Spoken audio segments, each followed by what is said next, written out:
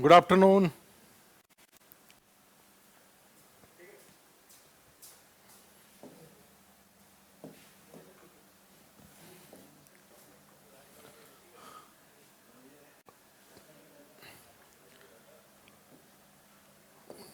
Space program.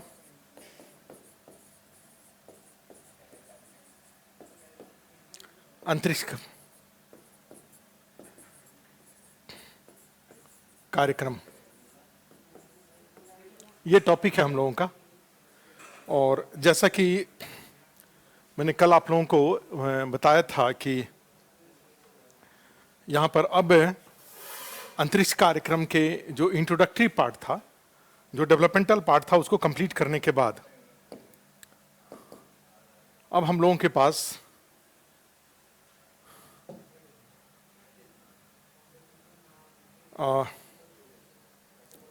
Different orbits,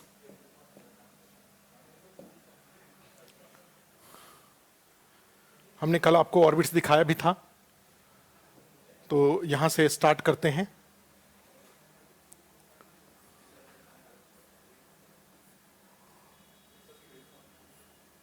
यहां से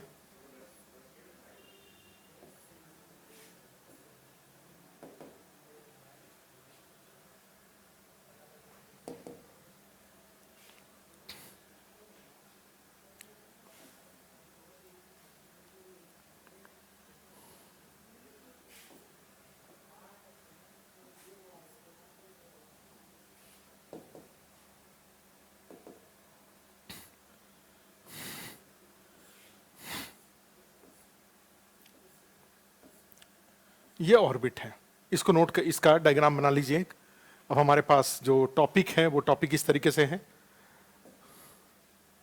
इसमें इसके भारतीय अंतरिक्ष कार्यक्रम 3 पार्ट में जाएगा, और ये 3 पार्ट में हम लोगों के पास इससे रिलेटेड फैक्ट्स 4 पार्ट में टोटल जाएगा। इससे रिलेटेड फैक्ट होगा, एक फैक्ट होगा भूस्थैतिक कक्षा, उसके उपग्रह, एक होता है ये जियो स्टेशनरी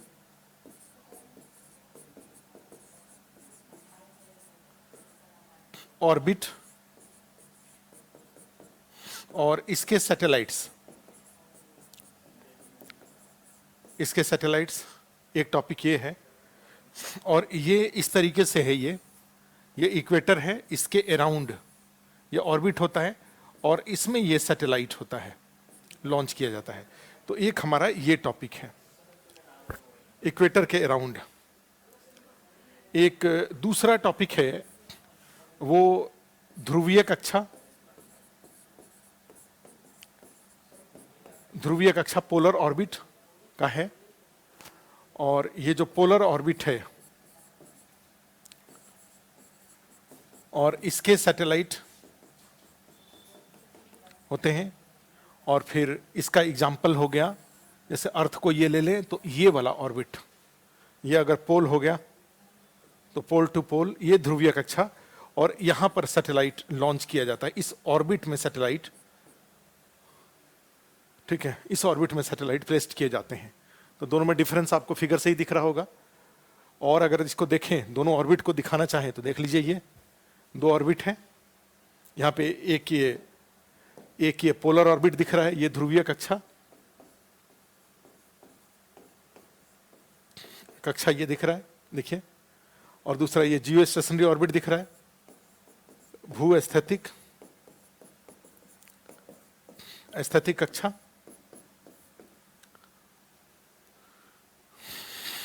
भूस्थैतिक कक्षा।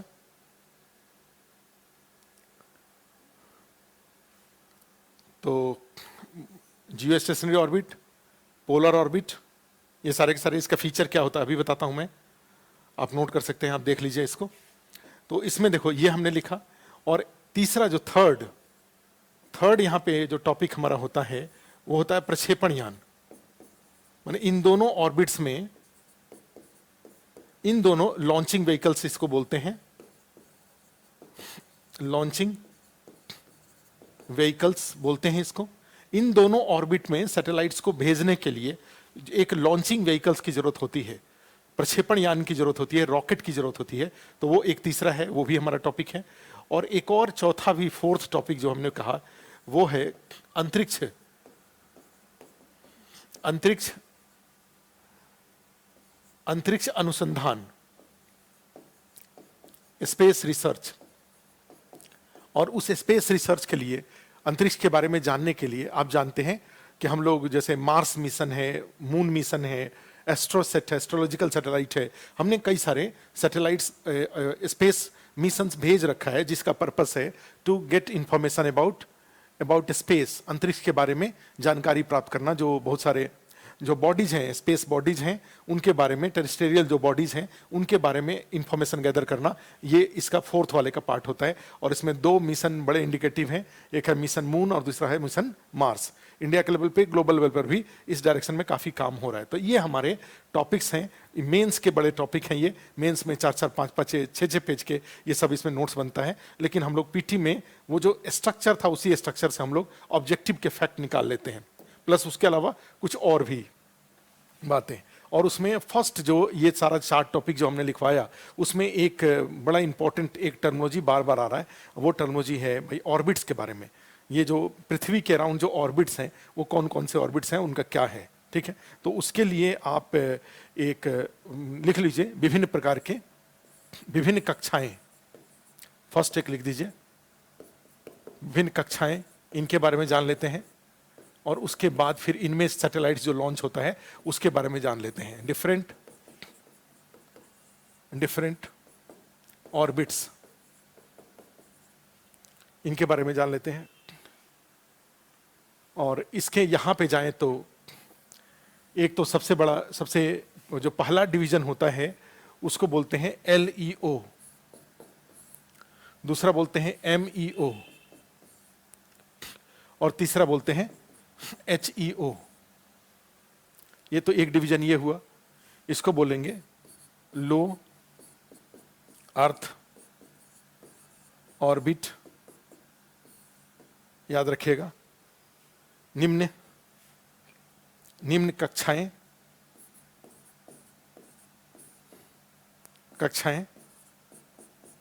या निचली कक्षाएं, सॉरी, इसके लिए ज्यादा अच्छा है निचली कक्षाएं। ओहो,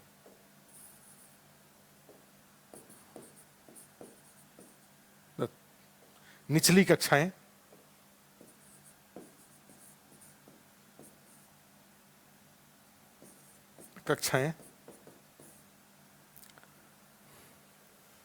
निम्न कक्षाएं। दूसरा मध्यवर्ती कक्षाएं, इसको बोलते हैं medium earth orbit, earth orbit या मिडिल अर्थ ऑर्बिट। और दूसरा हाई अर्थ ऑर्बिट। ये 3 है। और इसमें जाएंगे तो ये लमसम मान के चले 300, अराउंड 300 किलोमीटर होता है ये, 300 किलोमीटर। और इसमें सारे जो स्पेस स्टेशंस हैं, स्पेस स्टेशंस इसी में हैं, इसी के अराउंड हैं। अंतरिक्ष केंद्र यहीं पे, और ये अंतरिक्ष केंद्र जैसे यूरोप और बाकी अमेरिका वगैरह का है ISS। इसके अलावा जाएंगे तो जो चाइना अपना एस्टेब्लिश कर रहा है, चाइना का है तियांगोंग,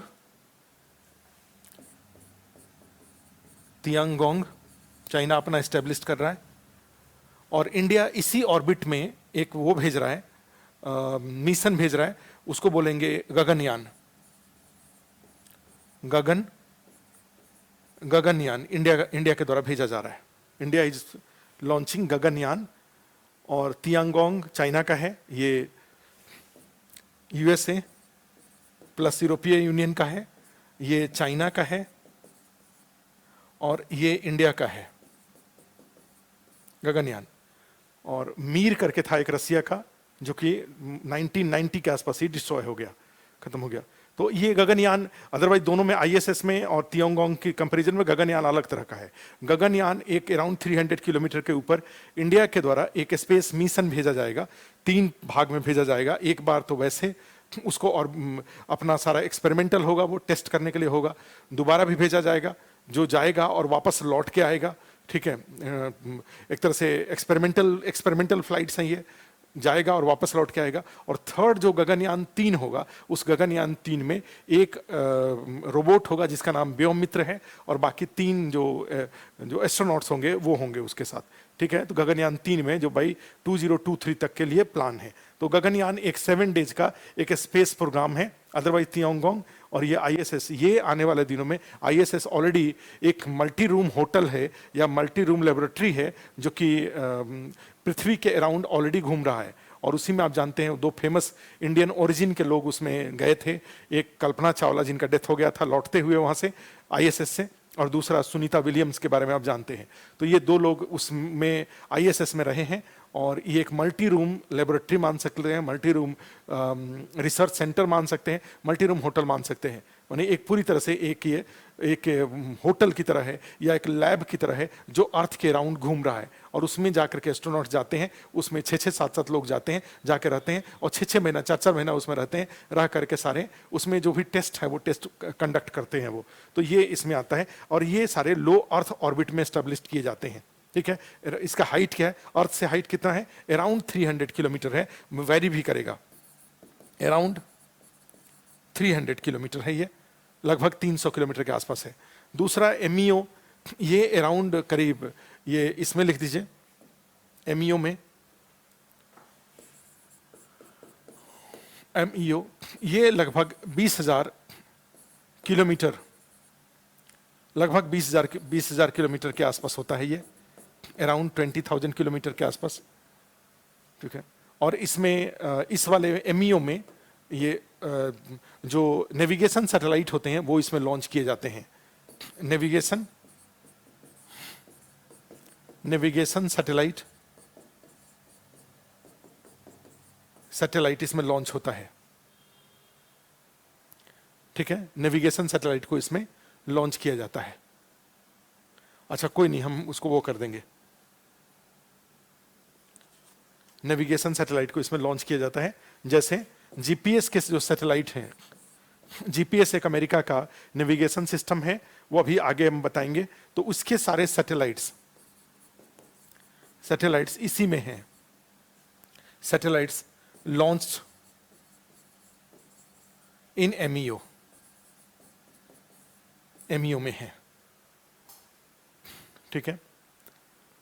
अर्थ के अराउंड करीब 20,000 किलोमीटर के हाइट पर यह ऑर्बिट होता है। नेक्स्ट थर्ड है एचईओ, हाई अर्थ ऑर्बिट, और ये 36,000 किलोमीटर के हाइट पर है ये। और ये इसको एक तरह से जियो स्टेशनरी या जियो सिंक्रोनस ऑर्बिट भी कहा जाता है, जियो स्टेशनरी और जियो सिंक्रोनस ऑर्बिट भी कहा जाता है। और इसमें कम्युनिकेशन सैटेलाइट, इसमें लिख दीजिए संचार उपग्रह, कई सारी चीजें बस नोट कर लीजिए, कई सारी चीजें आगे आएंगी तो उसको बता देंगे। इसमें जो नाम लिख रहे हैं वो सब आगे आएगा। पहले हमने एक आपको ऑर्बिट के बारे में बता दिया, और उसका मेरा ही एक बुक है, तो उससे मैं उसका स्क्रीनशॉट खींच करके और भी जो भी टेक्निकल कुछ ऑर्बिट से रिलेटेड बातें होंगी वो आपको भेज देंगे। वैसे ज़्यादा जरूरत है नहीं, जितना बताया उतना ही से हो जाएगा, ठीक है। इसमें क्या किया जाता है, कम्युनिकेशन सैटेलाइट, संचार उपग्रह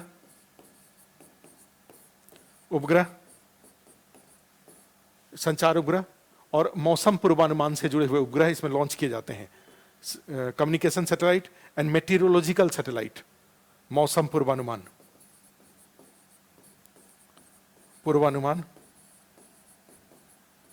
meteorological satellite launched in this orbit, ठीक है। तो ये मेनली ये कुछ ऑर्बिट हैं।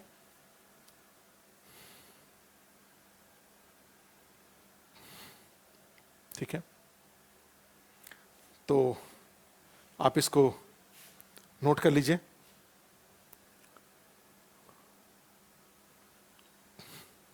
नोट कर लीजिए।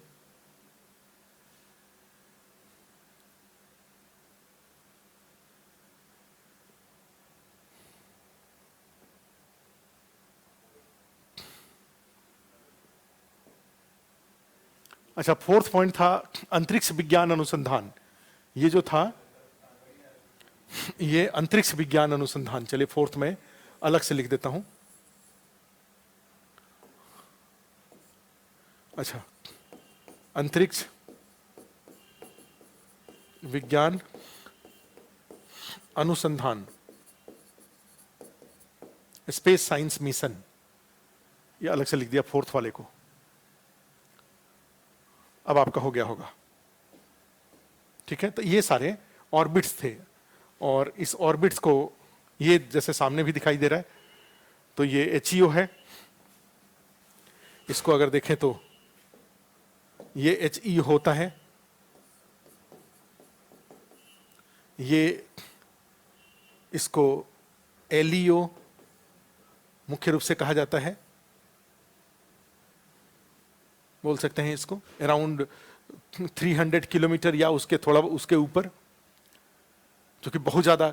अब जो पोलर ऑर्बिट में अर्थ ऑब्जर्वेटरी सैटेलाइट्स लॉन्च किया जाता है, पृथ्वी को देखने वाला उपग्रह भेजा जाता है उसमें, और पृथ्वी को देखने वाला उपग्रह जितना ऊंचाई बढ़ते जाएगा, ऑब्जर्वेशन थोड़े कमजोर होते जाएंगे, ऑब्जर्वेशन की क्वालिटी का वीक होती जाएंगी। तो इसलिए ये बहुत ज्यादा 600 से 800 किलोमीटर से ज्यादा हाइट पर इस ऑर्बिट को यूज नहीं किया जाता है। ये जो पोलर ऑर्बिट है ये 600 टू 800 किलोमीटर तक होता है, और ये जियो स्टेशनरी ऑर्बिट है वो 36,000 किलोमीटर पे होता है।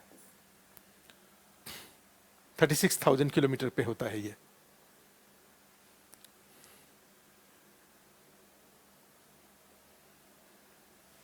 तो इसको नोट कर लीजिए। हाँ, इसरो का नेविगेशन आ रहे हैं।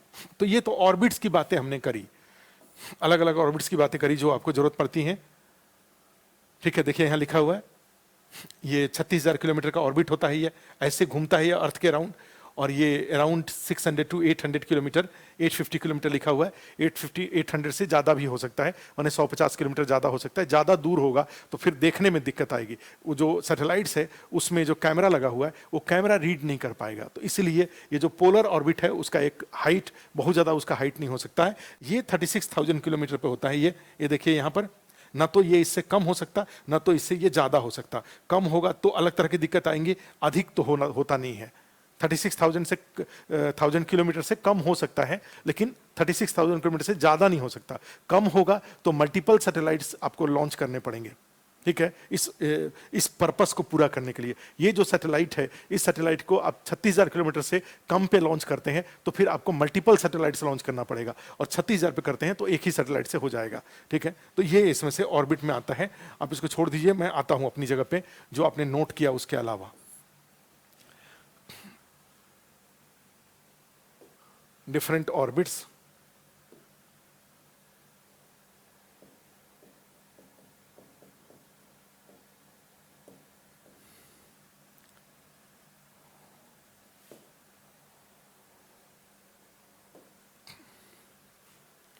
कुछ ऐसा।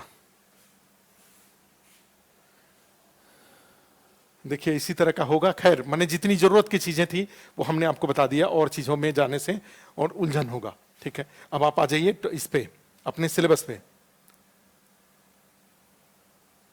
अपने टॉपिक पे आ जाइए। और फर्स्ट इसमें ऑर्बिट में जाएंगे तो एक हमने टॉपिक लिया है, आपने देखा 4 टॉपिक इसरो का जो लिया, उसमें एक टॉपिक हमने लिया है भू-स्थैतिक कक्षा,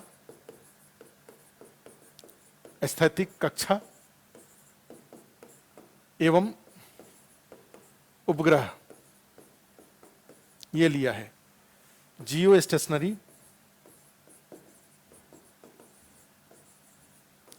ऑर्बिट एंड सैटेलाइट, ये हमने लिया, ठीक है। और इसमें देखिए क्या है, जैसे इसमें बात हम किसकी कर रहे हैं, ये अर्थ है, और ये भूमध्य रेखा है, ये पृथ्वी है, अर्थ, ठीक है, पृथ्वी है, और ये भूमध्य रेखा है, इक्वेटर है, ये इक्वेटर है। अब यहां पे जाएंगे तो इसके अराउंड अगर बात करें तो एक ऑर्बिट की हम लोग बात कर रहे हैं, ये ऑर्बिट है। तो इस ऑर्बिट की, इसी ऑर्बिट को, इस ऑर्बिट को भूस्थैतिक कक्षा कहा जाता है। क्यों कहा जाता है अभी बताते हैं। कक्षा, जियो स्टेशनरी ऑर्बिट कहा जाता है। क्यों कहा जाता है? इसका जो टाइम पीरियड होता है, जितने समय में ये इस ऑर्बिट को एक राउंड, अर्थ के राउंड एक चक्कर काट लेता है ये, ठीक है, वो 24 आवर्स होता है इस ऑर्बिट का। उसके बाद इस ऑर्बिट की जो दिशा होती है, डायरेक्शन होता है, जो घूमने का डायरेक्शन होता है, कोई सैटेलाइट इसमें लॉन्च करते हैं तो उसका जो डायरेक्शन होता है वो वेस्ट टू ईस्ट होता है, वेस्ट टू ईस्ट होता है। टाइम पीरियड 24 आवर्स है और डायरेक्शन क्या है? पूरब, पश्चिम से पूरब की ओर। देखिए, पश्चिम से पूरब की ओर। अच्छा, इस ऑर्बिट की हाइट क्या होती है? ऊंचाई, ऊंचाई इसकी कितनी है? 36,000 किलोमीटर। इसका आकार क्या है? शेप जिसको बोलते हैं वो वृत्तीय है, सर्कुलर।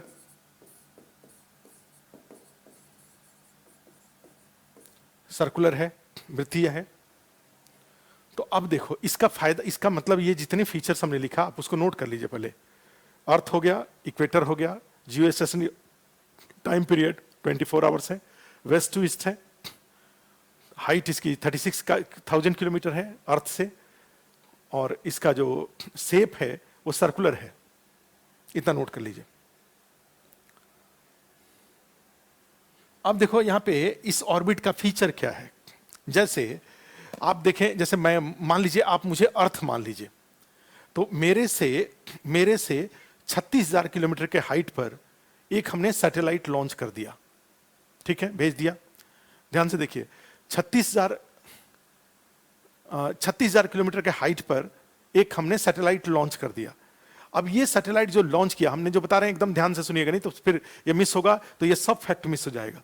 36,000 किलोमीटर पे अब यहां पर एक हमने कोई उपग्रह स्थापित कर दिया, या एक आदमी है, जो दोनों आदमी जैसे ऐसे हाथ नहीं, हाथ जोड़ करके गोल गोल घूमते हैं, तो मैं क्या करूंगा, ऐसे ऐसे मान लीजिए इसको घूमना शुरू किया, ऐसे इस तरीके से घूमना शुरू किया।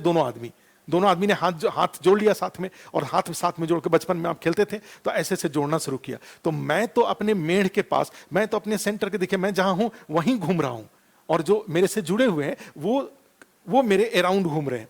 लेकिन दोनों की विशेषता क्या है कि दोनों एक दूसरे के सामने सामने हैं। यहां भी सामने है, पीछे भी जाएंगे तो सामने है, इधर भी जाएंगे तो सामने है, ऐसे ऐसे ऐसे ऐसे हम लोग घूम रहे हैं, ठीक है। अब अगर मैं धीरे घूमूं और वो तेज घूमे तो फिर हमारा जो सिंक्रोनाइजेशन है वो टूट जाएगा, मैं यहीं रह जाऊंगा, वो इधर चला जाएगा।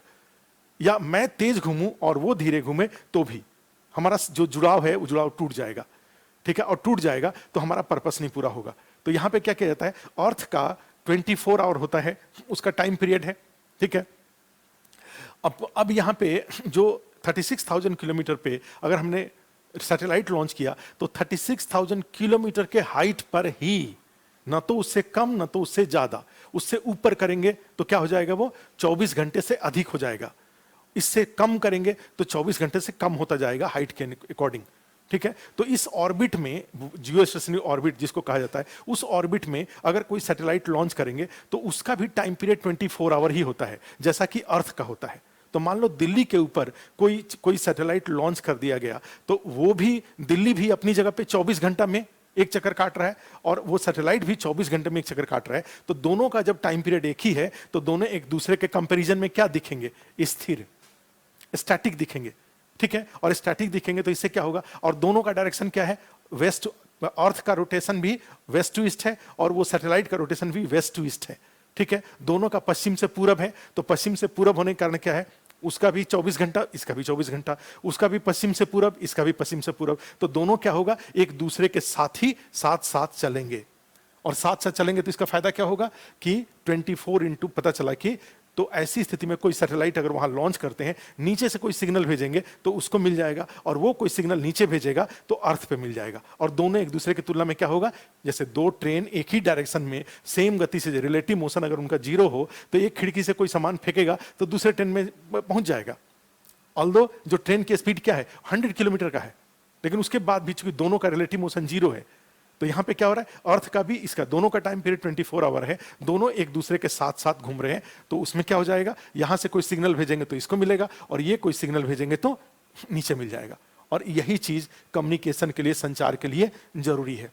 और ऐसा होने से आपका जो आज के डेट में टेलीविजन में या मोबाइल में या कई सारे कम्युनिकेशन सिस्टम बड़े ही आसान हो गया। हमने जैसे कल कहा था कि अगर मान लीजिए पहले क्या होता था कि सिग्नल को जो भेजते थे वो आयनोस्फीयर लेयर तक जाता था और फिर लौट के आता था, तो आयनोस्फीयर लेयर से स्ट्रेटोस्फीयर और ट्रोपोस्फीयर में आने के बाद सिग्नल काफी वीक हो जाएगा, और जो वीक सिग्नल को पकड़ करके और रेडियो में गाना सुनाना या टेलीविजन में पिक्चर दिखाना, ठीक है, तो रेडियो में तो ये हो जाता था क्योंकि वहां पे केवल साउंड वेव है और साउंड वेव की फ्रीक्वेंसी कम होती है, ठीक है, साउंड वेव के फ्रीक्वेंसी में उसमें फ्रीक्वेंसी वेरिएशंस उसमें कम होगा। लेकिन यहां पे क्या हो जाएगा, अगर मल्टीमीडिया आप ट्रांसमिट कर रहे हैं, बहुत सारे कलर ट्रांसमिट कर रहे हैं और वो लौट के अर्थ की तरफ आ रहा है, तो वो फ्रीक्वेंसी वेरिएशंस है वो बहुत ज्यादा है, तो वो सब हौच पौच हो जाएगा, सारा मिक्सअप हो जाएगा, और मिक्सअप हो जाएगा तो पता चला कि अर्थ पर आकर के वो पिक्चर के शेप दे पाना इट विल बी इम्पॉसिबल।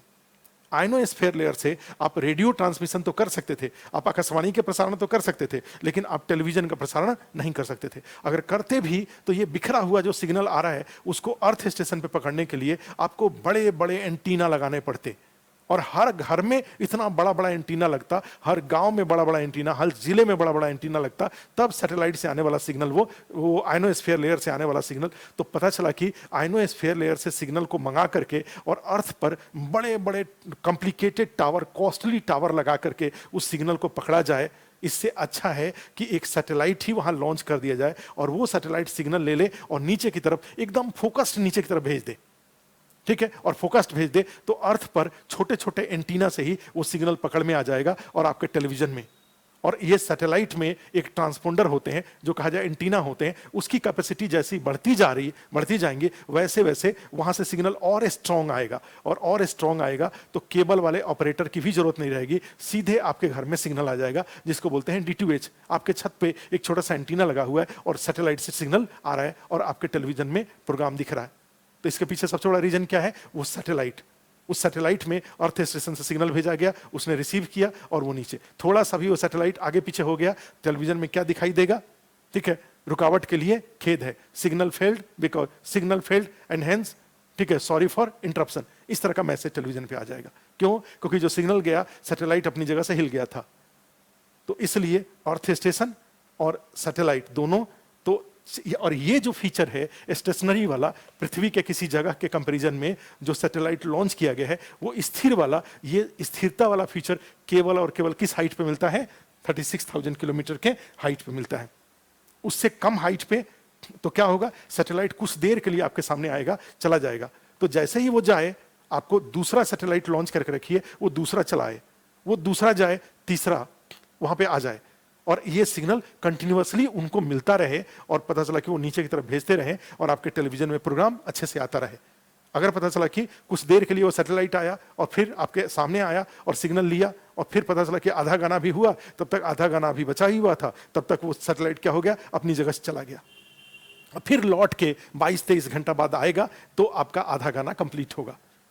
तो ऐसे नहीं, कम्युनिकेशन ऐसे नहीं हो सकता। तो इसीलिए कम्युनिकेशन के लिए क्या होता है, ये जियो स्टेशनरी ऑर्बिट को ही सबसे आइडियल ऑर्बिट माना जाता है, और इसी में सारे कम्युनिकेशन सैटेलाइट लॉन्च किए जाते हैं। क्यों लॉन्च किए जाते हैं? क्योंकि इस ऑर्बिट में लॉन्च किया गया सैटेलाइट अर्थ के किसी स्थान की तुलना में स्थिर प्रतीत होता है। A satellite launched in this orbit is static towards a place on earth, and this feature is compulsory to get communication, to establish communication. ठीक है। तो भू स्थितिक कक्षा में जो उपग्रह स्थापित किया जाता है वो पृथ्वी पर किसी स्थान की तुलना में स्थिर होता है, और वही स्थिरता संचार के लिए जरूरी है। अर्थ से कोई सिग्नल भेजेंगे तो उसको मिलेगा, वो कोई सिग्नल नीचे भेजेगा, और ये काम 24/7 होता रहेगा। ठीक है, दिल्ली अपनी जगह से घूम रहा है, सिग्नल सैटेलाइट को भेज रहा है, सैटेलाइट भी उसके साथ ही साथ घूम रहा है, तो वो सिग्नल लेते जा रहा है और नीचे की तरफ भेजते जा रहा है, और आराम से, ठीक है, जो नीचे से सिग्नल जा रहा है उसको मिल रहा है, वो सिग्नल भेज रहा है, नीचे मिल रहा है, और कार्यक्रम अच्छे से चल रहा है। क्लियर है? तो ये हमने कहा जियो स्टेशनरी ऑर्बिट की बात करी, एक ये फीचर याद रखिएगा। और वेस्ट टू ईस्ट है, ध्यान रखिएगा, क्योंकि पृथ्वी का रोटेशन और वेस्ट टू ईस्ट है। क्यों? क्योंकि हमें, आप देखिए, जैसे कि कोई बार देखते हैं सूर्य क्या होता है, सूर्य आपको ईस्ट टू वेस्ट दिखता है, इसका मतलब हुआ कि पृथ्वी वेस्ट टू ईस्ट है, उल्टा उल्टा फील होगा। ट्रेन, आप ट्रेन में बैठे हुए हैं और आपकी ट्रेन अगर स्थिर है, खड़ी है, और दूसरी ट्रेन चल रही है, तो क्या होगा, दूसरी ट्रेन जिस डायरेक्शन में जा रही है उसके उल्टा डायरेक्शन में आपकी ट्रेन चलती हुई दिखाई देने लगेगी, और सामने वाली जो ट्रेन है जो कि वास्तव में चल रही है वो खड़ी दिखाई देगी। तो इसलिए क्या होता है, और वो भी उल्टे डायरेक्शन में। तो हमारा क्या है, सूर्य तो कांस्टेंट है, स्थिर है, पृथ्वी का रोटेशन हो रहा है, तो पृथ्वी का जो ये रोटेशन हो रहा है, ठीक है, तो उसमें क्या कर रहे हैं, सन के अराउंड वो रोटेशन हो रहा है उसका, तो उसमें देख रहे हैं कि आप सन कांस्टेंट है, अर्थ अपनी जगह पे, लेकिन हमें क्या हो रहा है, अर्थ से बैठ के हम जब देखते हैं तो क्या देखते हैं कि सन का रोटेशन हो रहा है और अर्थ अपनी जगह पे स्टैटिक है, तो उल्टा डायरेक्शन में आ जाएगा। बात समझ गए होंगे। अर्थ का वेस्ट टू ईस्ट है, और इसका अर्थ का वेस्ट टू ईस्ट है, हमें भले दिखाई देता है ईस्ट टू वेस्ट, लेकिन अर्थ का रोटेशन जो होता है वेस्ट टू ईस्ट होता है। ठीक है, तो ये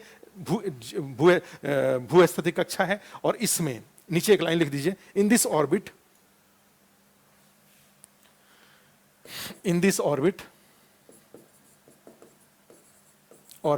इस कक्षा में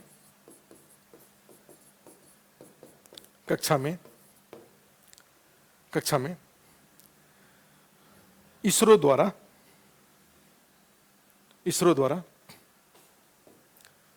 उपग्रहों का प्रक्षेपण किया गया है। ISRO launched satellite in this orbit. इस कक्षा में इसरो द्वारा उपग्रहों का प्रक्षेपण किया गया है। ISRO launched satellite in this orbit.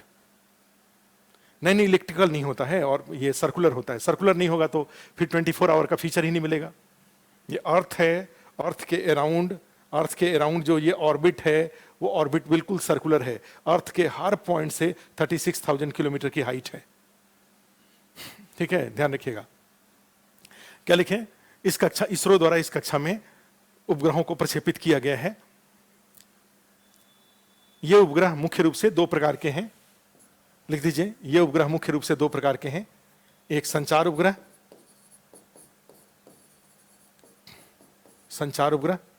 और दूसरा मौसम पूर्वानुमान। मौसम पूर्वानुमान उपग्रह। First communication satellite and next weather forecasting a meteorological satellite, दो। और इसमें जाएंगे तो ये जो संचार उपग्रह है भारत का वो दो है, एक इनसेट है पहले और अब जीसेट। इनसेट और जीसेट। इनसेट का मतलब हुआ Indian national satellite, Indian national satellite.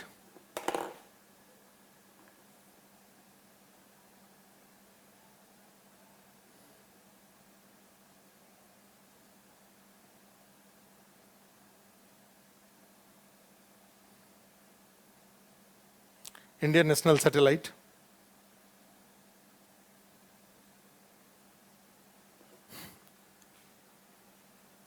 Satellite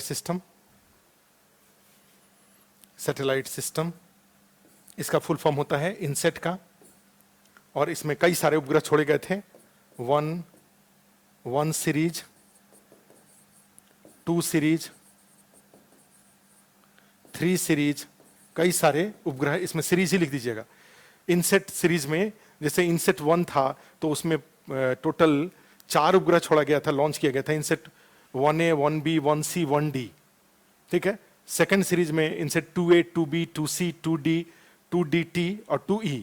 3 में 3E, 3A, 3B, 3C, 3D, इस तरीके से मैंने सैटेलाइट्स, बहुत सारे सैटेलाइट्स लॉन्च किए गए थे इसमें, ठीक है।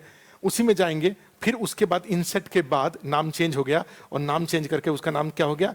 ग्रामसेट। ग्रामसेट, इसका नाम हो गया ग्रामसेट। इसका मतलब ये नहीं ग्रामीण है, ये ग्रामसेट है, इसका नाम रखा गया जीसेट। और जीसेट में इसमें लिख दीजिए अंतिम उपग्रह जिसका प्रक्षेपण किया गया है, लास्ट सैटेलाइट विच लॉन्च्ड, जीसेट वाला में लिख दीजिए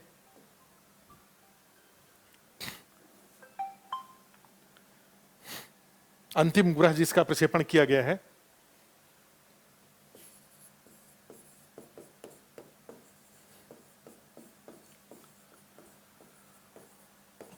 उपग्रह जिसका प्रक्षेपण किया गया, last satellite which was launched is GSAT 3031। Last satellite which was launched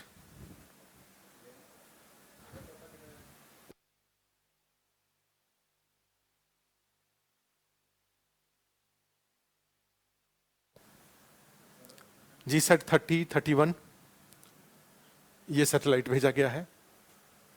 और जो मौसम पूर्वानुमान वाले हैं, पूर्वानुमान मेट्रोलॉजिकल जो सैटेलाइट हैं, उसमें जो अभी टेलीविजन पे आप देखते होंगे, कल्पना 1 और इनसेट 3D, ये मौसम पूर्वानुमान वाला उपग्रह था। और इनसेट 3DR, ये सैटेलाइट्स थे। अंतिम उपग्रह जिसका नाम जीसेट 30 और 31 था, और लास्ट सैटेलाइट ये है, ठीक है। तो ये जो सैटेलाइट्स हैं, इनका यूज किया जाता है फॉर कम्युनिकेशन। और उसमें जो इंपॉर्टेंट कुछ बात है, उसकी बात उसको देखिए। जो जीसेट है,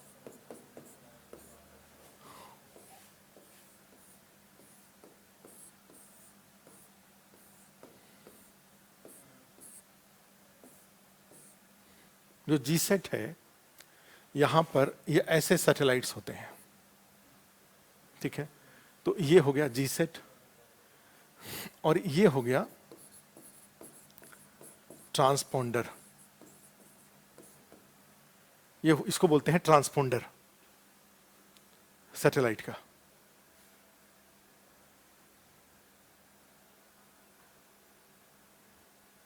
आप इसको, अगर आपको ये ढकने का मन करे तो आप इसको ढक सकते हैं।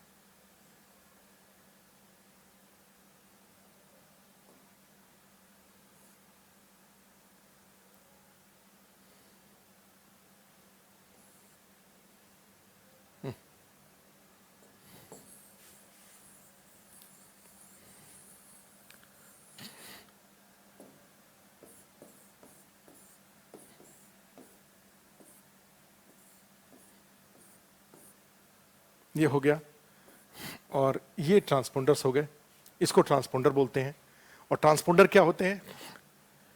उपग्रह में लगे हुए, नोट कर लीजिए इसको, उपग्रह में लगे वे एंटेना होते हैं, एंटेना जो पृथ्वी से आने वाले सिग्नल को, it's antenna who received signal coming from earth and retransmit it towards earth। Signal को प्राप्त करना तथा उन्हें दोबारा पृथ्वी की ओर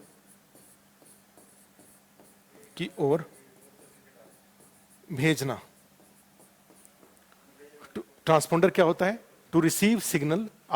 ट्रांसपोंडर इज एन एंटेना और डिवाइस अटैच्ड विथ सैटेलाइट।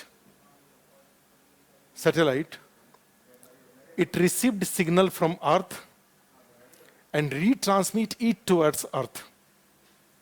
इसका ही काम है। ये आयन, ये इसको क्या करेगा, अर्थ से आने वाले सिग्नल को रिसीव करता है। वेदर का कोई रोल नहीं है, वेदर तो अलग है, वेदर फोरकास्टिंग आ रहे हैं। पहले इसको देखिए, जो जीसेट है, जो सैटेलाइट है, ग्रामसेट है, माने हमने ये कहा कि जियो स्टेशनरी ऑर्बिट में दो तरह के सैटेलाइट लॉन्च होते हैं। एक सैटेलाइट होता है कम्युनिकेशन सैटेलाइट, और दूसरा सैटेलाइट होता है, उसको बोलते हैं मेट्रोलॉजिकल सैटेलाइट, वेदर फोरकास्ट वाला। तो वेदर फोरकास्ट का भी आ रहा है। ग्रामसेट, जी सेट का नाम बताया, जी से ग्राम और एसएटी से सैटेलाइट, ग्रामसेट, ठीक है। तो अब इसमें देखो, हमने जो ट्रांसपोंडर के बारे में कहा कि उपग्रह में लगे हुए वे एंटीना होते हैं जो पृथ्वी से आने वाले सिग्नल को प्राप्त करते हैं तथा उन्हें दोबारा पृथ्वी की तरफ भेजते हैं। Antenna is an instrument attached with satellite which who received signal from Earth and retransmit it towards Earth। ठीक है, ये इसका काम है और ये कम्युनिकेशन के लिए कंपलसरी कंपोनेंट है। जैसे अब देखिए, जैसे मान लो ये सैटेलाइट है, ये एंटीना हुआ, ये अर्थ है, ये यहां से सिग्नल भेजा गया इसको, और यहां से ये नीचे भेज देगा। नीचे में जो अर्थ पे आपके घर का जो डीटीएच है, आपके घर के टेलीविजन के लिए जो एंटीना लगा हुआ है वो, या अदरवाइज जो भी एंटीना है उस वहां पर। तो ये क्या हुआ, ये अर्थ स्टेशन हुआ, एक तरह से कहा जाए तो ये ट्रांसमीटर हुआ नहीं, और ये क्या हुआ, एक तरह से रिसीवर हुआ, रिसीवर और ये ट्रांसमीटर दोनों रूप में काम कर सकता है। ये रिसीवर ट्रांसमीटर दोनों रूप में, ये भी रिसीवर ट्रांसमीटर दोनों रूप में काम कर सकता है। जो कई बार सैटेलाइट से टू वे कम्युनिकेशन होता है, यहां से यहां गया, ऐसे भी होता है, ये यहां से यहां भेजा गया और यहां से यहां भेजा गया। जैसे अभी एक बताएंगे आपको, टेलीमेडिसिन है, तो टेलीमेडिसिन में क्या होता है भाई, डॉक्टर एक हॉस्पिटल में बैठे हुए हैं और पेशेंट रिमोट एरियाज में है, तो वो पेशेंट, डॉक्टर यहां से सैटेलाइट के थ्रू जुड़े हुए हैं पेशेंट से, तो डॉक्टर के पास जो पेशेंट अपनी जितनी बातें बताता है उसका फिगर सैटेलाइट के थ्रू डॉक्टर के पास आ रहा है, और डॉक्टर जो एडवाइस करते हैं उनकी बातें सैटेलाइट के थ्रू वहां जा रही हैं, पेशेंट के सामने जा रही हैं। ठीक है, ये सब होता है। टेलीविजन वन वे कम्युनिकेशन है, टेलीविजन में सिग्नल आया और फिर वो आपके पास जो सैटेलाइट के पास गया, और सैटेलाइट से वो आपके टेलीविजन में कार्यक्रम, टेलीविजन से कोई रीट्रांसमिट नहीं होता है। जो ये कहा जाए टू वे कम्युनिकेशन नहीं है टेलीविजन और रेडियो, लेकिन अदरवाइज बहुत सारी चीजें टू वे हैं, और सैटेलाइट में भी टू वे फैसिलिटीज अवेलेबल होता है। ठीक है, तो ये रिसीवर हुआ, रिसीवर ट्रांसमीटर, ये भी रिसीवर ट्रांसमीटर। खैर, ये तो इसी को बोलते हैं ट्रांसपोंडर। ये ट्रांसपोंडर है ये, और इसका काम क्या है, ये भी ट्रांसपोंडर है, और एक सैटेलाइट में इसकी संख्या 48 या प्लस हो सकती है। जितना बड़ा, अगर मान लीजिए 5000 6000 केजी का होगा, तो ये इसमें जो ट्रांसपोंडर्स की संख्या है वो मोर देन 50 प्लस हो सकता है,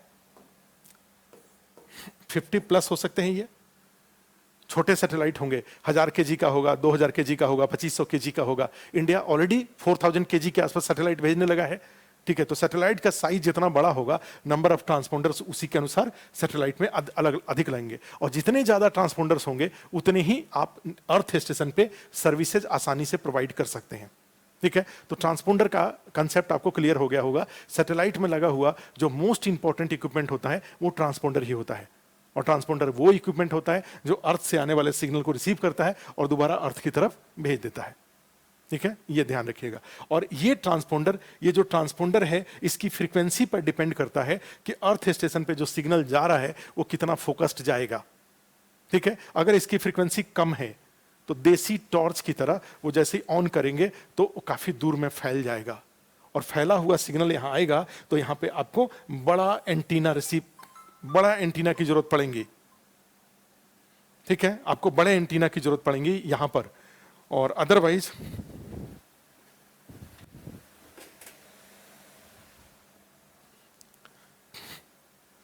ठीक है, तो यहां पे क्या हो जाएगा, ये जो बड़े एंटीना, अगर यहां पे वीक, अगर लो फ्रीक्वेंसी अगर ट्रांसपोंडर है, लो फ्रीक्वेंसी का है, तो निश्चित रूप से आप जानते हैं कि सिग्नल क्या हो जाएगा, सिग्नल काफी वीक सिग्नल जाएगा, तो पकड़ने के लिए आपको अर्थ स्टेशन पे एंटीना बड़ा बड़ा होगा। उसी पे अगर ये फ्रीक्वेंसी थोड़ा बढ़ा दिया जाए इस ट्रांसपोंडर की, तो जो टॉर्च, अच्छे क्वालिटी का जो टॉर्च होता है, उसका लाइट काफी फोकस जाएगा, ठीक है, तेज जाएगा। तो उसी तरह से, और जैसे ही यहाँ पे फ्रीक्वेंसी बढ़ाएंगे, अर्थ स्टेशन पे जो एंटीना का साइज है, वो एंटीना का साइज क्या हो जाएगा, छोटा हो जाएगा। और यहां पे फ्रीक्वेंसी बढ़ा दीजिए तो ये साइज और छोटा हो जाएगा, और बढ़ा दीजिए तो ये एंटीना की जरूरत ही नहीं रह जाएगी, सीधे आपके इक्विपमेंट में सिग्नल आ जाएगा सैटेलाइट से। पिछले दिनों में यहां पर अलग अलग तरह के ट्रांसपोंडर्स यूज किए गए हैं, और ऐसे ट्रांसपोंडर्स अब यूज किए जा रहे हैं सैटेलाइट में जिनका फ्रीक्वेंसी अधिक है, ठीक है। और उसका फायदा ये हो रहा है कि यहां से आने वाला सिग्नल सीधे आपके घर में लगे हुए छोटे से एंटीना से रिसीव हो जा रहा है। अदरवाइज पहले केबल वालों के छत पे बड़े बड़े एंटीना लगते थे, लाखों रुपए का एंटीना लगता था, वो सिग्नल रिसीव करके और तार से आपके घर पहुंचाता था। अब चूंकि यहां पे ट्रांसपोंडर की क्वालिटी में सुधार हो गया, तो अब केबल वाले एंटीना की जरूरत नहीं है, आप अपने घर में ही, और घर में जो आपका जो एंटीना लगा हुआ है डीटीएच वाला, थोड़े दिन बाद क्या हो जाएगा, उसकी भी जरूरत नहीं रह जाएगा। क्यों उसकी जरूरत नहीं रह जाएगा, क्योंकि यहां पर और पावरफुल ट्रांसपोंडर हो जाएगा, और पावरफुल ट्रांसपोंडर हो जाएगा तो ये सिग्नल सीधे आपके मोबाइल में, आपके टेलीविजन में ही सैटेलाइट से सीधे सिग्नल आ जाएगा, ठीक है। आप ध्यान रखिएगा। तो अब इसमें एक लिख दीजिए, तो ट्रांसपोंडर कितने तरह का होता है, तो उसी में एक नोट कर लीजिए, टाइप्स ऑफ ट्रांसपोंडर, और ये 3 तरह का है, सॉरी 4 तरह का अभी इंडिया में यूज में है। S band transponder, C band, K U band और के बैंड, ये नाम है, ये के यू बैंड और के बैंड ट्रांसपोंडर। तो एस बैंड का जो फ्रीक्वेंसी होता है वो 2 to 4 गीगाहर्ट्ज है, ये 4 to 8 गीगाहर्ट्ज है, ये 12 से 18 गीगाहर्ट्ज है, और ये फिर 26 to 40 गीगाहर्ट्ज है ये। अब सोचिए कि अगर के बैंड ट्रांसपोंडर अगर सैटेलाइट में लगेगा तो अर्थ स्टेशन पे एंटीना लगाने की जरूरत नहीं पड़ेगी।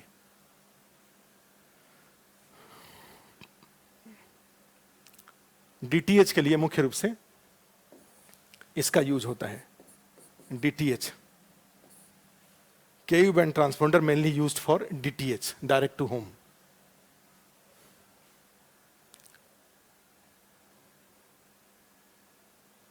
इसका उपयोग किया जाता है। ये ट्रांसपोंडर इस सैटेलाइट में लगे होते हैं और उसका यूज किया जाता है for transmission. S band transponder, C band transponder, K U band transponder और के बैंड ट्रांसपोंडर।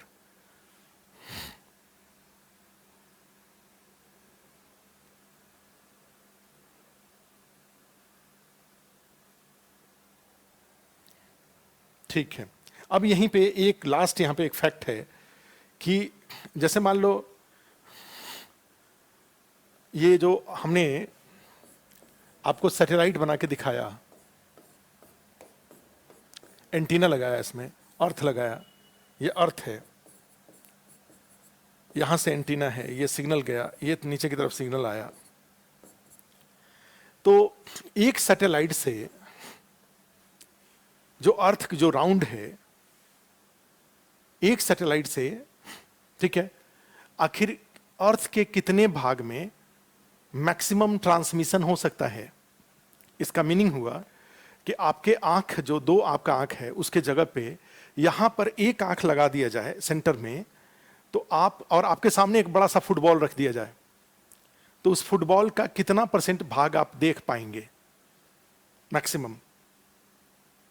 अर्थात ये जो सैटेलाइट है, वो सैटेलाइट, ये जो सैटेलाइट है वो अर्थ नीचे गोल है, उसका कितने प्रतिशत भाग तक सिग्नल वो भेज सकता है। क्योंकि आप जानते हैं विद्युत चुंबकीय तरंगे, जो इलेक्ट्रोमैग्नेटिक वेव्स हैं, वो हमेशा सीधी रेखा में गमन करती हैं। अब यहां से सैटेलाइट है, ये तो सैटेलाइट है, तो अर्थ राउंड है, तो उसके कितने परसेंट भाग को उसके द्वारा देखा जा सकता है। ठीक है, तो फ्रंट ओनली, तो वही तो पूछ रहा हूं कि अर्थ का टोटल, अर्थ का सरफेस एरिया अगर 100% मान लें तो कितने परसेंट भाग को, तो किसी ने लिखा 33%, किसी ने लिखा 25%, 50%। अच्छा, तो इसका मतलब तो आपका आंख बहुत तेज है, तेज है, मैंने 50% पार्ट दिख जाएगा। आपके सामने फुटबॉल एक बड़ा रख दिया जाए तो उसका 50% भाग दिखेगा, ठीक है? नहीं।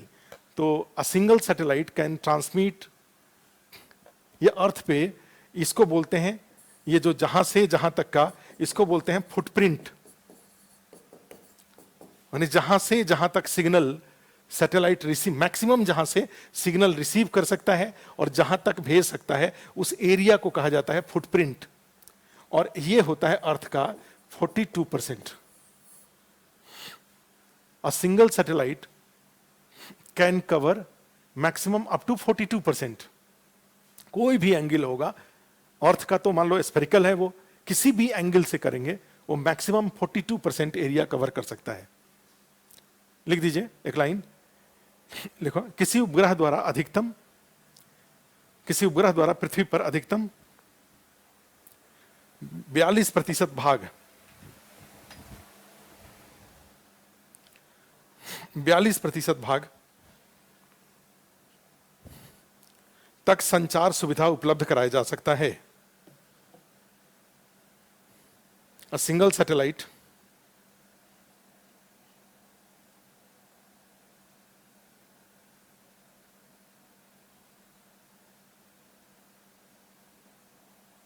a single satellite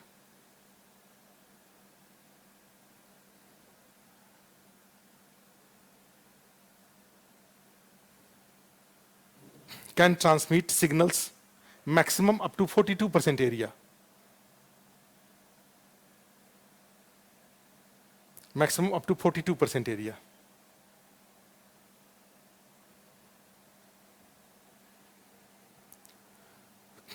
Up to 42% area.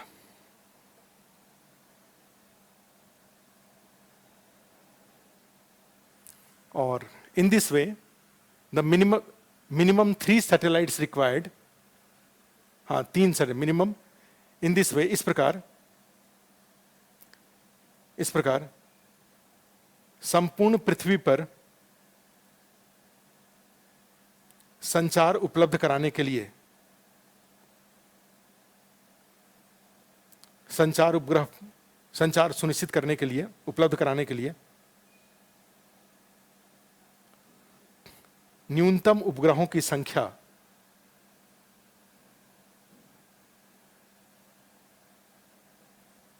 न्यूनतम उपग्रहों की संख्या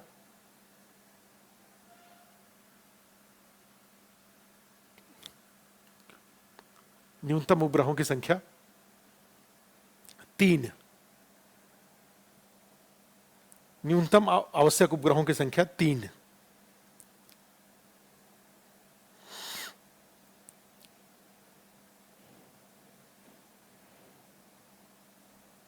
क्या लिखे? न्यूनतम उपग्रहों की संख्या 3। Minimum number of satellites required to launch, minimum to cover entire earth is 3। ठीक है, तो ये बात है इसमें से, आपने फुटप्रिंट के बारे में लिखा। अब लिख लीजिए कुछ महत्वपूर्ण उपयोग भूस्थिति कक्षा के उपग्रहों का उपयोग, important application of geostation, satellites of geostationary orbit, important application of satellites of geostationary orbit। तो उसमें तो ये निश्चित रूप से ये टीवी होता है, आज डेट में रेडियो भी है। इनके अलावा जाएंगे तो जानने का विषय जो हम लोगों का मेन है वो है, जानने वाला विषय है वो एक है नेविगेशन, जानने वाला विषय है नेविगेशन। और इनके अलावा जाएंगे तो नेविगेशन के अलावा टेली एजुकेशन, टेली मेडिसिन, वैसे अब सब वो सब इंटरनेट पर भी आधारित हो गया है, अब उतनी ज़्यादा उसकी उपयोगिता नहीं रह गई है, लेकिन फिर भी एक होता है टेली मेडिसिन, टेली मेडिसिन भी है, टेली एजुकेशन भी है। अब तो इंटरनेट से ही सब जगह सब हो रहा है ये, तो इसमें ये सारे इसके उपयोग हैं। नेविगेशन वाले में लिख दीजिए, नेविगेशन में उपग्रहों का उपयोग कर, नेविगेशन वाले को एक्सप्लेन करिए, इससे क्वेश्चन आएगा, ठीक है। उपग्रहों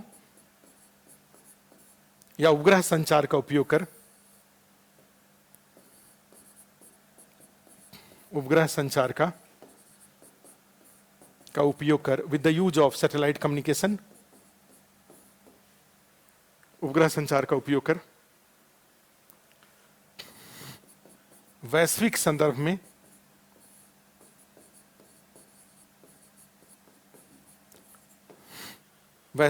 में अवस्थिति का निर्धारण, टू डिटरमिन लोकेशन का निर्धारण, to determine location in global perspective, to determine location in global perspective, global perspective with the use of satellite communication, with the use of satellite communication, वैश्विक संदर्भ में उपग्रह संचार का उपयोग कर वैश्विक संदर्भ में अवस्थिति का निर्धारण। जैसे एग्जाम्पल के रूप में देखो, आपसे अगर पूछा जाए कि आप कहाँ हैं, मुझसे पूछा जाए कहाँ है, तो मैं बताऊंगा मुखर्जी नगर। जो पूछ रहा है वो अगर मुखर्जी नगर नहीं जानता है तो अगला मैं क्या बताऊंगा, दिल्ली, मुखर्जी नगर। तो मुखर्जी नगर कहाँ है तो बताएंगे दिल्ली। फिर वो अगर वो दिल्ली भी नहीं जानता है तो मैं बताऊंगा इंडिया में। अगर वो बाहर का कहीं का आदमी है, अगर गलती से वो इंडिया को नहीं जानता है तो फिर क्या बताएंगे। अब सोचो, माने जब भी हमेशा एक लोकेशन को बताने के लिए हमेशा एक दूसरे रेफरेंस का मैं यूज कर रहा हूं। एक ऐसे आदमी की कल्पना करो, जहाज की कल्पना करो, जब समुद्र के बीच में है और कोई छोर नहीं दिखाई दे रहा है और वो डूब रहा है, और वो अपने सैटेलाइट फोन से अगर फोन करके बताता है कि मैं डूब रहा हूं, ठीक है, तो उससे पूछा जाएगा अपना लोकेशन बताओ, तो क्या बताएगा। कोई मान लो बहुत ऊंचाई पे जहाज है, एरोप्लेन है, उससे उसका लोकेशन पूछा जाए, नीचे का एरिया वो नहीं जानता है, ठीक है, तो क्या बताएगा वो। तो ऐसी स्थिति में कई जगह पे ऐसे भी जगह होते हैं जहां पे आपके लिए कोई रेफरेंस नहीं होता है, वहां पे लॉन्गिट्यूड और लैटिट्यूड जो कि पूरे वर्ल्ड लेवल पे फिक्स है बिल्कुल, उसका यूज किया जाता है to determine location of an object और an location, to determine location, ठीक है। किसका यूज करके, लॉन्गिट्यूड और लैटिट्यूड, और ये कौन यूज करता है, सैटेलाइट, ठीक है। तो वही हमने यहां पे लिखा है, अवस्थिति का निर्धारण, उपग्रह संचार का उपयोग कर वैश्विक संदर्भ में अवस्थिति का निर्धारण, और उसी में लिख दीजिए इसके लिए अक्षांश और देशांतर का उपयोग किया जाता है। In this regard longitude and latitude are in use. इसके लिए अक्षांश एवं देशांतर का उपयोग किया जाता है।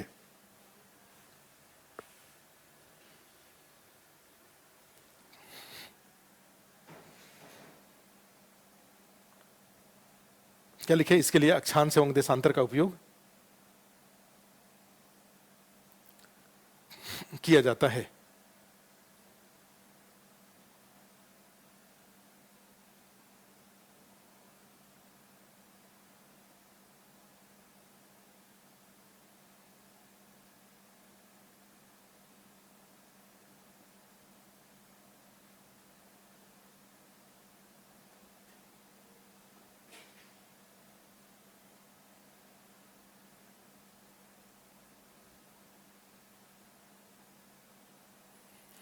क्या लिखे, इसके लिए अक्षांश एवं देशांतर का उपयोग किया जाता है।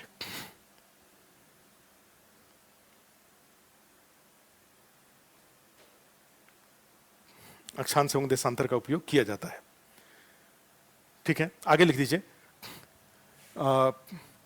विश्व के प्रमुख नेविगेशन प्रणालियां, important navigation system of world, विश्व के प्रमुख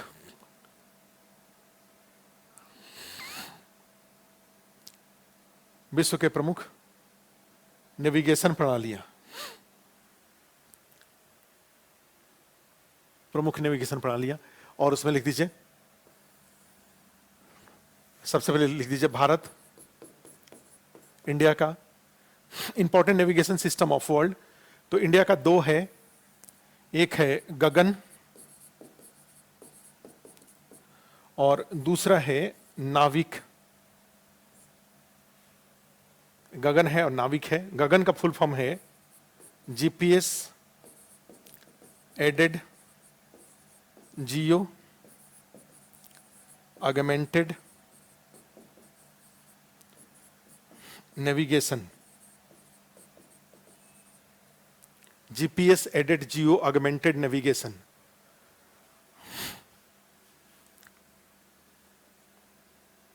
और इसमें 3 सैटेलाइट मेनली यूज में है अभी के टाइम पे, जीसैट 8, 10 और 15, 3 सैटेलाइट इसमें यूज में है। 3 सैटेलाइट के ट्रांसपोंडर गगन के लिए यूज में है। और गगन का मुख्य रूप से उपयोग नागर विमानन में होता है, सिविल एविएशन, सिविल एविएशन में इसका उपयोग किया जाता है। GPS aided geo augmented navigation, भूस्थिति कक्षा के उपग्रहों के ट्रांसपोंडर्स होते हैं, वो यूज होते हैं। और इंडिया में जब ये रहेगा, जीपीएस एडेड का मतलब जीपीएस अमेरिका का है, उसके साथ जुड़ा हुआ है ये। जब ये इंडिया के सामने रहेगा तो भारत के जो सैटेलाइट हैं वो हवाई जहाज को नेविगेशन देंगे। नेविगेशन का मतलब ये हुआ कि जैसे मान लीजिए कोई चेन्नई से कोई फ्लाइट टेक ऑफ किया तो पहले वो एयरपोर्ट टू एयरपोर्ट चलता था, अब वो सीधे अपने, जैसे आप अपनी गाड़ी में लोकेशन डाल देते हैं और नेविगेशन आपको बता देता है कि एयरपोर्ट किस रास्ते से आप जाएं, स्टेशन किस रास्ते से जाएं। तो उसी तरह से हवाई जहाज कॉकपिट में जो बैठे हुए हैं वो वहाँ पे पायलट अपना एड्रेस भर देंगे दिल्ली, और उसके बाद दिल्ली वो उनको सीधे नेविगेट करके दिल्ली पहुँचा देगा। टाइम की भी बचत होगी, ईंधन भी बचेगा, फ्यूल भी बचेगा इसके उपयोग से।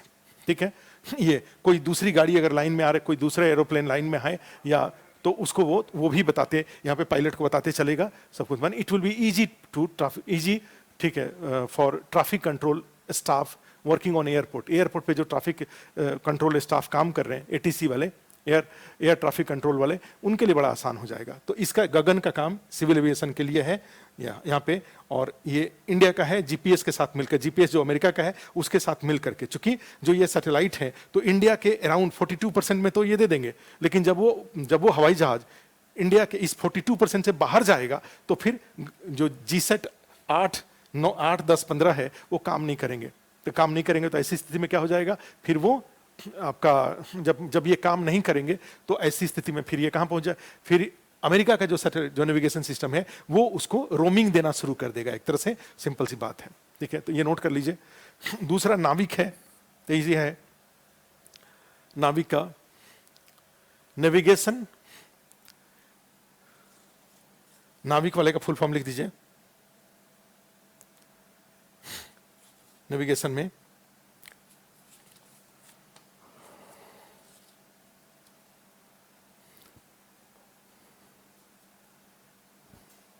Navigation with Indian constellation, navigation with Indian constellation.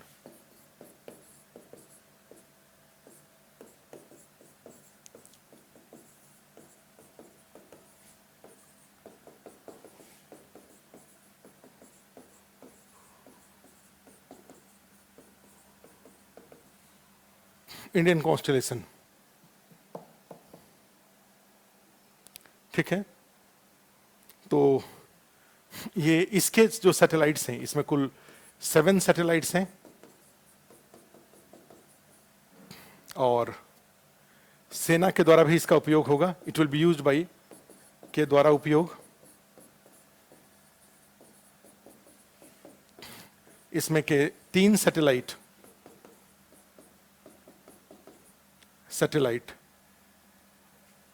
Jio synchronous orbit में है, नोट कर लीजिए। और 4 जो हैं, 4 सैटेलाइट वो जियो स्टेशनरी ऑर्बिट में है, ऑर्बिट में है। और जो सैटेलाइट हैं, ये 7 सैटेलाइट हैं। ये सैटेलाइट IRNSS 1A से 1G के बीच में यूज में है, और इसमें से 1A के लिए IRNSS 1I लॉन्च किया जा चुका है। वो रिप्लेस करेगा 1A का, जिसका घड़ी खराब हो गया था। तो यहाँ पे जियो सिंक्रोनस और जियो स्टेशनरी में डिफरेंस ये है कि दोनों की हाइट 36,000 किलोमीटर है, लेकिन एक सैटेलाइट हो, एक जो ऑर्बिट है, ये जो है, ये वाला जियो स्टेशनरी है और ये वाला जियो सिंक्रोनस है। हाइट दोनों की, चाहे ये वाला जो है वो जियो सिंक्रोनस है, हाइट दोनों की 36,000 किलोमीटर है। मतलब एक जैसे अर्थ है, तो ये वाला जो ऑर्बिट है वो जियो स्टेशनरी है, लेकिन ये वाला जो ऑर्बिट है और इसका उल्टा वाला जो ऑर्बिट है, ये जियो सिंक्रोनस होते हैं। तो 3 इसमें है और 4 इस वाले ऑर्बिट में, इक्वेटर के अराउंड वाले ऑर्बिट में स्थापित किया गया है नाविक का। और नाविक का सेना के द्वारा भी उपयोग किया जा सकता है। और इसमें जो सैटेलाइट लॉन्च किए गए हैं वो IRNSS 1A से 1G के बीच में है। 1A खराब हो गया तो उसके जगह पे IRNSS 1I को भेजा गया है। ठीक है, अब नेक्स्ट लिखिए।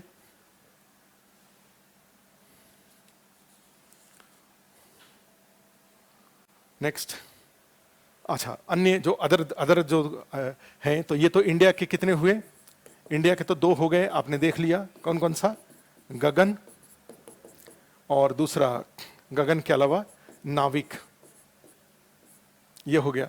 इसके अलावा देख लीजिए आप रसिया का, इसका है, इसके नाम है ग्लोनास। USA, इसका है GPS। चीन का है, चाइना का भी है, इसका नाम है BeiDou। इसका नाम है BEIDOU, BeiDou। उसके बाद यूरोपियन यूनियन है, उसका नाम है गैलीलियो। और जापान है, जापान का नाम है QZSS। और फ्रांस का है, उसका नाम है कॉम्पास। तो ये कुछ नाम हैं, इसको नोट कर लीजिए।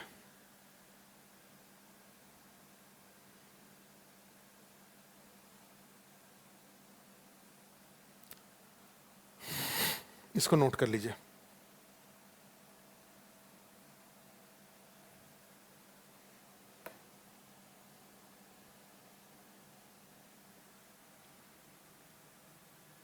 कॉम्पास,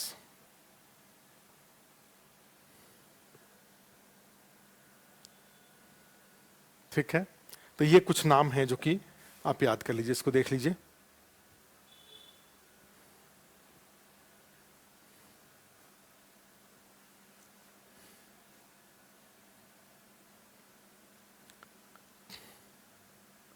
सब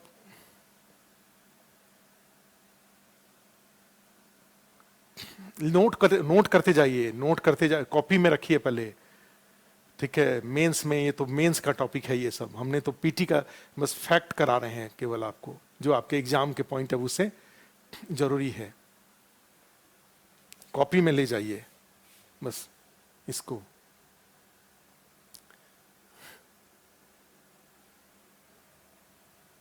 नेक्स्ट लिखिए आगे। अब इसमें देखो एक और, तो ये हमारा फिर ये पूरा हो जाएगा।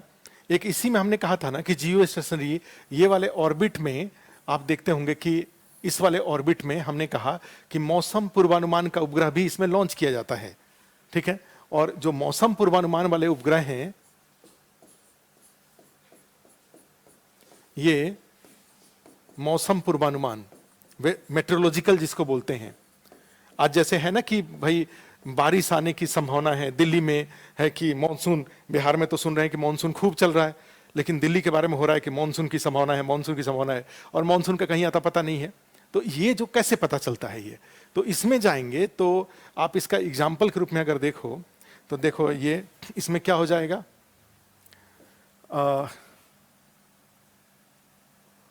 IMD figure, Indian meteorological department का। अब देखो कई बार जब न्यूज में आता है तो इस तरह से इंडिया का नक्शा, चाहे बाकी जगह का भी, काफी इस तरह से फिगर वो लेते हैं, ये जैसे दिखा रहा है ना ये सारा का सारा फिगर, तो फिगर ले लेते हैं और उस फिगर को दिखा करके आपको बादलों की स्थिति को दिखा करके और तब आपको वो बताते हैं कि मौसम की क्या स्थिति है आपको इसमें। तो ये आखिर फिगर कहां से आता है इनके पास, तो इसके लिए ये है कि जैसे मान लो ये इंडिया है, ये भारत हमेशा अपने सामने ही उपग्रह लॉन्च करेगा, ये भाई इंडिया अमेरिका के सामने तो सैटेलाइट लॉन्च नहीं करेगा, अपने सामने इंडिया का जो लॉन्गिट्यूडनल एक्सपेंशन है, ठीक है, 67 से 97 के बीच में, तो यहीं कहीं इंडिया उपग्रह एस्टेब्लिश करता है अपना। तो यहां पे 36,000 किलोमीटर पे अगर कोई सैटेलाइट लॉन्च है तो वो इंडिया वाले पार्ट को वो देख रहा है, 24/7 देख रहा है, और 24/7 देख करके उसका फिगर ले रहा है और वो फिगर नीचे की तरफ भेज रहा है, और वो नीचे जो इंडियन मेट्रोलॉजिकल डिपार्टमेंट है, भारतीय मौसम पूर्वानुमान विभाग वाले हैं, वो उसका स्टडी करते हैं और स्टडी करके फिर आपको बताते हैं कि बारिश की क्या स्थिति है या मौसम की क्या स्थिति रहेंगी। तो ये इंडिया का जो 67 से 97 के बीच में जो आपका उपग्रह स्थापित किया गया है, वो इंडिया का 24/7 इंडिया का फिगर लेते रहता है और उसी का एनालिसिस करके, और उसके लिए इंडिया ने जो सैटेलाइट लॉन्च कर रखा है, उस सैटेलाइट का नाम क्या है, उस सैटेलाइट का नाम है मौसम पूर्वानुमान के लिए आप जानते हैं कौन कौन सा अभी यूज होता है। एक कल्पना 1 यूज होता है, डेली न्यूज में आप देखते हैं कल्पना 1 से प्राप्त चित्रों के अनुसार, ठीक है, तो कल्पना 1 से प्राप्त चित्रों के अनुसार, तो कल्पना 1 हो गया। इनसेट एक 3D था, यह भी मौसम पूर्वानुमान के लिए है, और इनसेट 3DR है, यह भी मौसम पूर्वानुमान के लिए है, ठीक है। तो ये, और इसमें क्या होता है, ये जो सैटेलाइट है इसमें एक इंस्ट्रूमेंट लगा रहता है, उसको बोलते हैं VHRR, नोट कर लीजिए, वेरी हाई रिजोल्यूशन रेडियोमीटर। और ये फिर आपका अर्थ का स्टडी करता, ये सैटेलाइट में ये वाला, जैसे संचार उपग्रहों में ट्रांसपोंडर लगे हुए थे, वैसे ही इस तरह के उपग्रहों में VHRR लगा रहता है, और ये फिगर लेता है और नीचे की तरफ भेजता है, और उसी का एनालिसिस करके मौसम पूर्वानुमान से जुड़ी सूचनाएं दी जाती है, ठीक है। तो ये बातें थी आज के लिए, कल ये पूरा हो जाएगा। आप हेडिंग डाल के छोड़ दीजिए, भूस्थैतिक ध्रुवीय कक्षा और उसके उपग्रह, हेडिंग डाल दीजिए, ध्रुवीय कक्षा